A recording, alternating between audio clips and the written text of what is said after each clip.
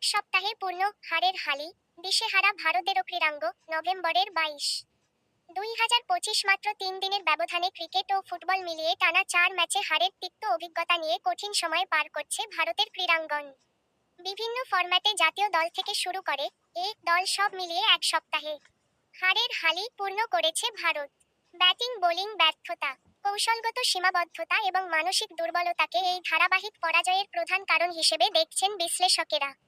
প্রথম ধাক্কা আসে 16ই নভেম্বর, কলকাতার ইডেন গার্ডেন্সে দক্ষিণ আফ্রিকার বিপক্ষে প্রথম টেস্টে। 5 দিনের ম্যাচ 3 দিনেই শেষ হয়ে যায়। 124 রানের সহজ লক্ষ্য তাড়া করতে নেমে ভারত দ্বিতীয় ইনিংসে মাত্র 93 রানে অল আউট হয়। ফলে 30 রানে পরাজিত হয় স্বাগতিকরা। স্পিন সহায়ক উইকেটে দক্ষিণ আফ্রিকার সাইমন হার্মারের 8 উইকেট ভারতীয় ব্যাটিং ব্যর্থতাকে নগ্ন করে তোলে। একই দিন দ্বিতীয় ব্যর্থতা দোহা থেকে। এশিয়া কাপ রাইজিং স্টারসের গ্রুপ বি ম্যাচে পাকিস্তান শাহিনস এর কাছে হেরে যায় ভারত দল।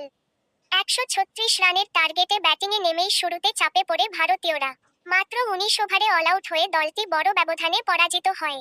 পাকিস্তানের মাআজ সাদাক্তের অলরাউন্ড নৈপুণ্যে সহজ জয় পায় যুব দলটি। ফুটবলেও একই চিত্র। 18ই নভেম্বর, ঢাকার জাতীয় স্টেডিয়ামে এশিয়ান কাপ বাছাই পর্বে বাংলাদেশ জাতীয় ফুটবল দলের কাছে 1-0 গোলে হারে ভারত। ম্যাচের 11তম মিনিটে শেখ মোরছালিনের গোলে এগিয়ে যায় বাংলাদেশ।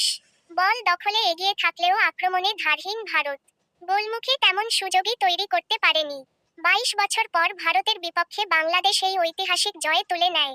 সপ্তাহের চতুর্থ ধাক্কা আসে 21 নভেম্বর, দোহায় এশিয়া কাপ রাইজিং স্টারসের সেমিফাইনালে। সুপার ওভারে বাংলাদেশ দলের কাছে হারে ভারত নির্ধারিত ওভারে 194 রানে টাইয়ের পর সুপার ওভারে মাত্র 1 রান তুলতে পারে ভারত। রিপন মণ্ডলের 2 বলেই 2 উইকেট হারিয়ে ম্যাচ থেকে ছিটকে যায় তারা। ক্যাচ মিস ও ফিল্ডিং ত্রুটি এই পরাজয়ের বড় কারণ বলে মনে করছেন বিশ্লেষকেরা। টানা 4 পরাজয় ভারতের সামগ্রিক ক্রীড়া চিত্রে দেখা দিয়েছে নতুন করে উদ্বেগ। বিশেষজ্ঞদের মতে মানসিক দৃঢ়তার অভাব, কৌশলগত দুর্বলতা এবং বিভিন্ন ফরম্যাটে